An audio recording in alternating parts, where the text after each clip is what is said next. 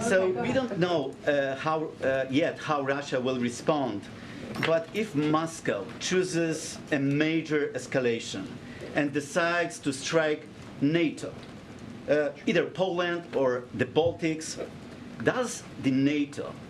do you have enough troops in the region right now to respond?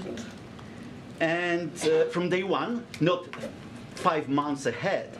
And the second question would be, many of those who called for sending Leopards and Abrams to Ukraine argued that Russia right now is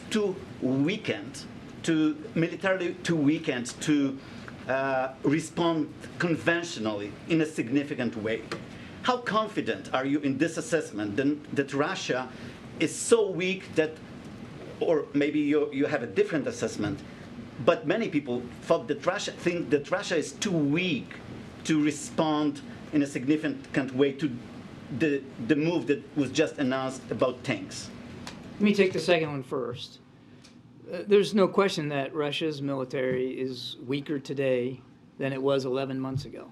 When you talk about the resources and the casualties that they have sunk into this unprovoked war of theirs, and the literally thousands of missiles and rockets and now drones that they have launched into Ukrainian territory. I mean, they have burned through a lot of inventory, and they have suffered a lot of casualties, killed and wounded. So there's no question that their military is weaker for Putin's folly here. That said, you don't have to look very far. I mean, just the news coverage to see that the Russian military and their thugs are still pretty lethal, because Ukrainians continue to die every day. And so I think if you were to ask a Ukrainian here, how weak is Russia, I don't think that they would tell you that there's not still fight left there. And that's why we're so focused on making sure that Ukraine can continue to defend itself and to have the capabilities to fight back and to succeed on the battlefield. On your first question,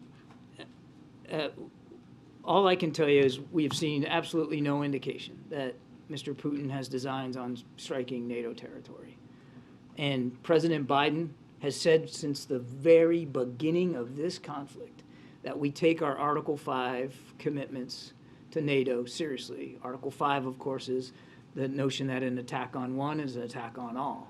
And we take that seriously. In fact, we take it so seriously that President Biden ordered an additional 20,000 American troops alone onto the European continent, and they still are there. Now, we'll be rotating them in and out, but the net number of 100,000 American troops on the European continent has stayed the same and will stay the same for the foreseeable future. Make no mistake, the security environment in Europe has changed. Not is changing, not will change. It has changed because of what Mr. Putin did. And the United States anteed up for that and made clear to our NATO allies, particularly on the eastern flank, how seriously we take our responsibilities to those Article 5 commitments. And Mr. Putin needs to understand that. But do you have enough troops? Because many of those countries send its own tanks, missile systems to Ukraine. Well, we're sending missile systems, and now we're sending tanks to Ukraine as well. Every nation is making these decisions as best they can to support Ukraine, but they also still have sovereign responsibilities to their citizens to defend their countries. And so they're all making that calculus, as are we.